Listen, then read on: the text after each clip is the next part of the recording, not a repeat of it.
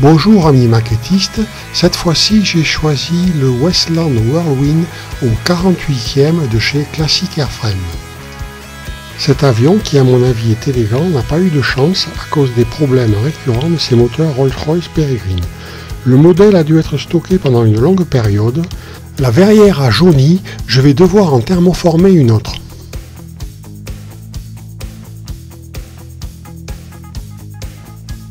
Il a été fourni avec un sachet contenant beaucoup de pièces en résine qui vont rehausser le niveau de détail. La notice est succincte mais suffisante vu le faible nombre de pièces à assembler.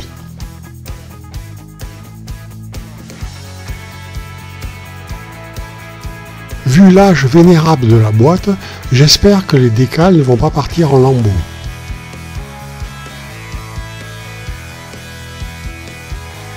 J'ai commencé par thermoformer la verrière. J'ai tout d'abord fait des empreintes en plâtre. Je le confesse, j'ai perdu la raison. J'ai acheté une machine à thermoformer. Le reste a été un jeu d'enfant. Le plus difficile est de trouver le bon rhodoïde qui ne va ni blanchir ni fondre trop rapidement. Pour y arriver, j'ai dû manger beaucoup de gâteaux et de pizzas. Avec celui que j'ai trouvé, en 30 ou 40 secondes à chaque essai, j'ai réussi à obtenir 4 verrières. Finalement, j'ai trouvé la méthode pour thermoformer facilement et efficacement.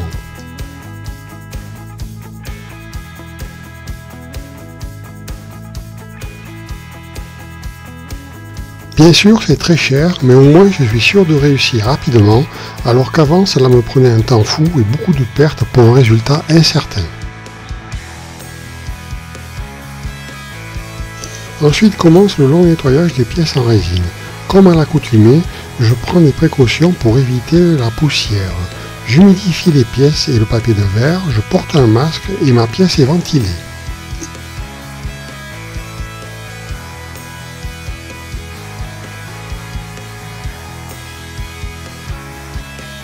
J'ai refait en profilé evergreen quelques pièces en résine que j'avais cassées en les dégrappant.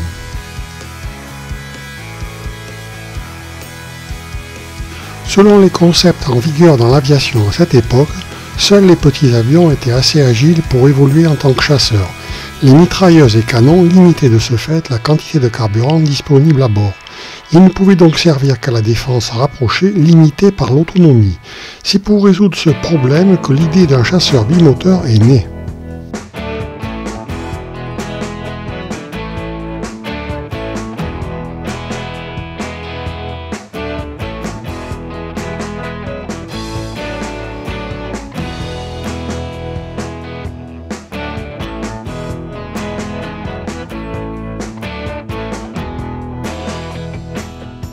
Classic Airframe était vraiment une marque short run.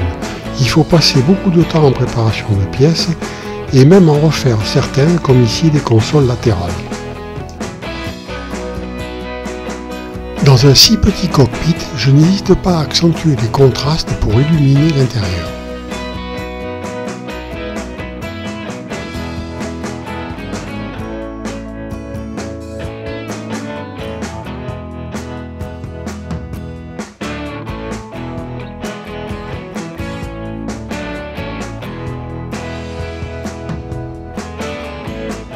Normalement, la cyano colle en 10 secondes, sauf lorsqu'elle en décide autrement. Ça vous rappelle quelque chose, les gars? Heureusement, on peut couper les longueurs au montage. Il n'y a aucun repère pour positionner les pièces du cockpit, de nombreux essais à blanc sont indispensables.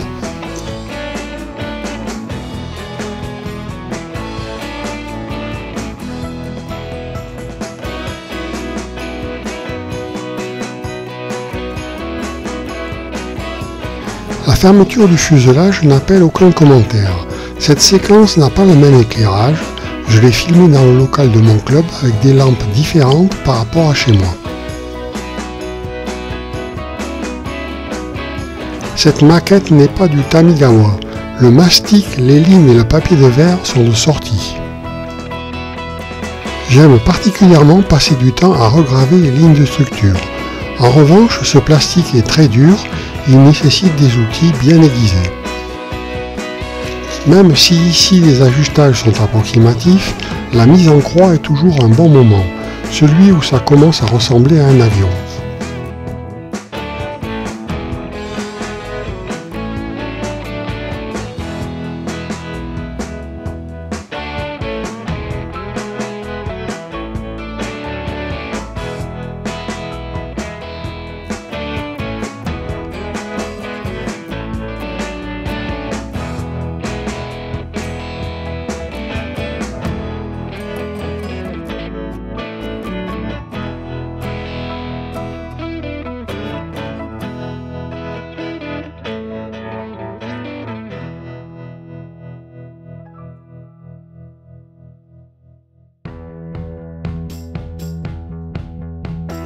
Sur ce genre de kit, il est impératif de bien poncer pour obtenir des surfaces parfaites. À part la bosse du fuseau moteur sur l'extrado, il n'y a pas de référence pour positionner les moteurs. J'ai d'abord fait des essais à blanc, j'ai tracé des lignes au crayon, c'est comme ça que j'ai pu faire un collage aussi précis que possible, confirmé par la mesure des principaux axes.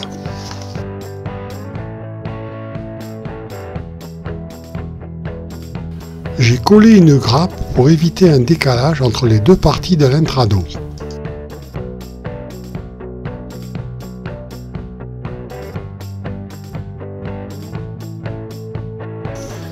J'ai comblé les espaces entre les ailes et les moteurs avec du plastique étiré collé au diluant cellulosique pour une soudure rapide et solide. La gravure des gouvernes n'était pas suffisamment appuyée. J'ai dû insister un long moment pour leur rendre un aspect plus réaliste.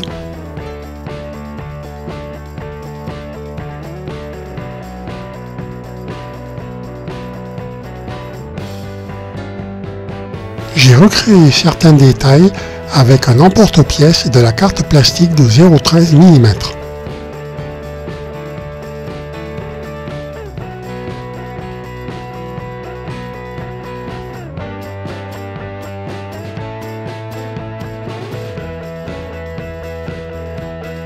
Après une longue séquence de montage, ponçage et gravage, j'attaque enfin la peinture.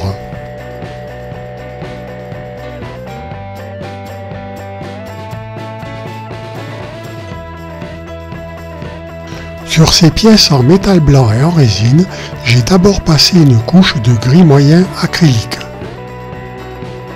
Le métal blanc des jambes de train est particulièrement malléable, ce qui va me faciliter leur mise en place.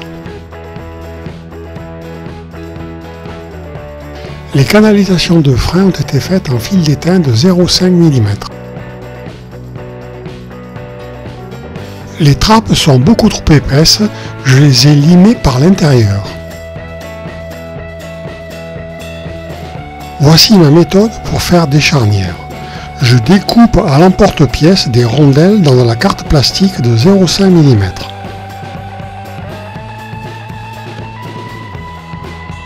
Je les perce.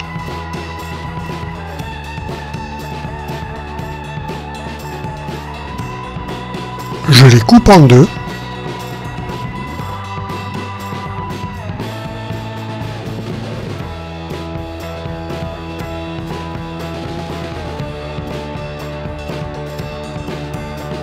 Avant de les coller en place. Auparavant, j'avais refait la structure interne des trappes avec des profilés evergreen.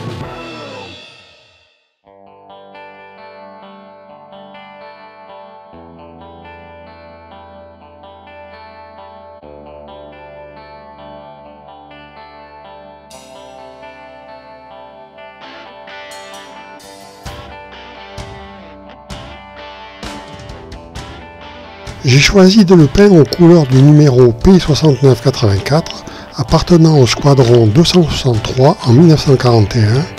Le dessous noir et bleu œuf de canard m'a paru plus original.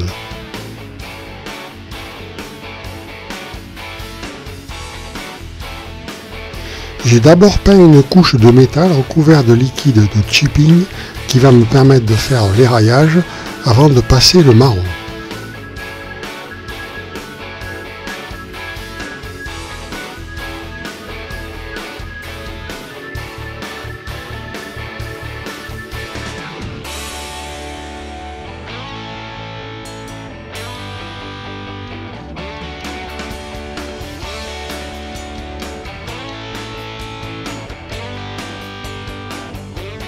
Cet avion a eu une carrière courte, de ce fait il n'était pas très usé et ne nécessite pas un vieillissement important. Pour ce faire, j'ai utilisé les couleurs originales éclaircies.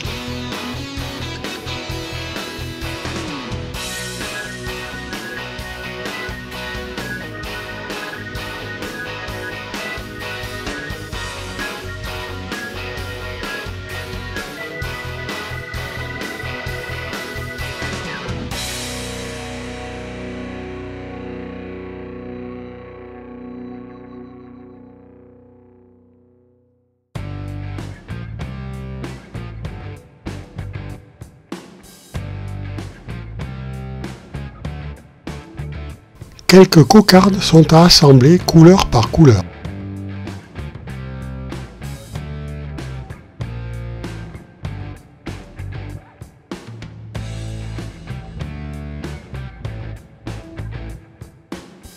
C'est la première fois que j'essaie les raillages. J'ai fait une erreur, j'aurais dû le faire avant le vernis, mais ça marche quand même. Quelques décals se sont émiettés. Soit j'ai pu les réassembler, soit ma boîte à rabio m'a été d'un grand secours.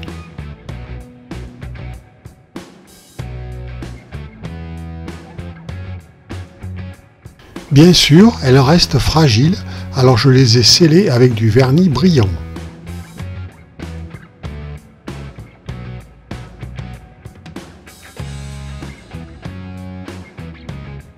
La préparation faite sur les trappes m'a permis de les poser facilement.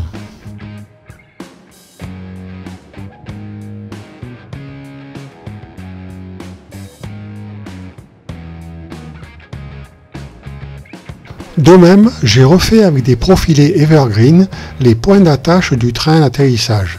Ainsi, c'est plus solide.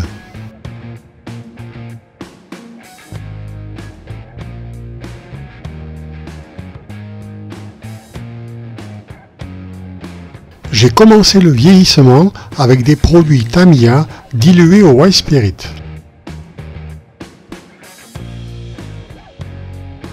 Au bout de 10 minutes, j'enlève l'excès avec un coton-tige imbibé de White Spirit.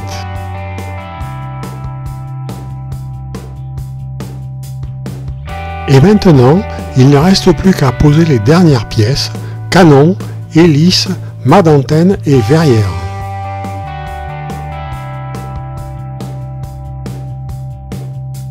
J'ai construit un gabarit en profilé evergreen pour monter l'hélice.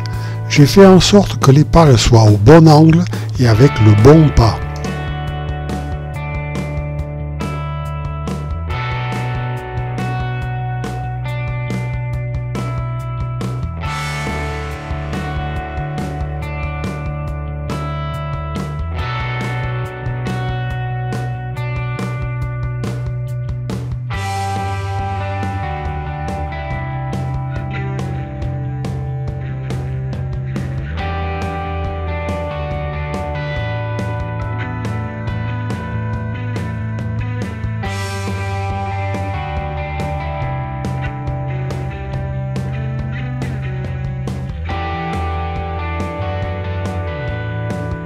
L'antenne a été réalisée avec du fil de pêche de 8 centièmes de millimètre.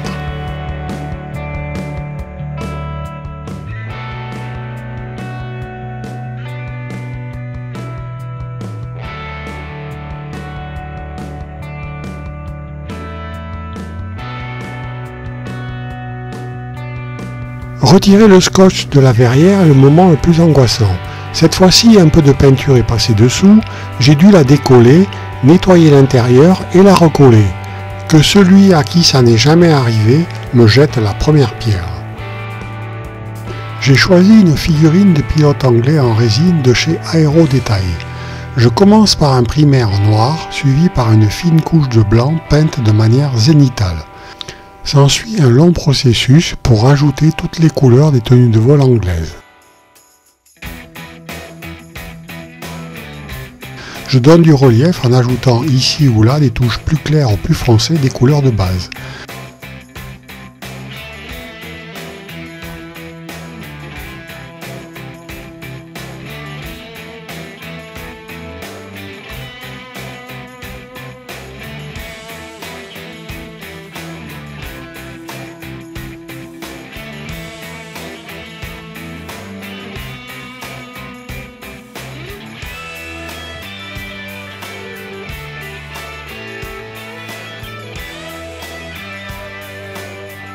Je finis par un vernis mat.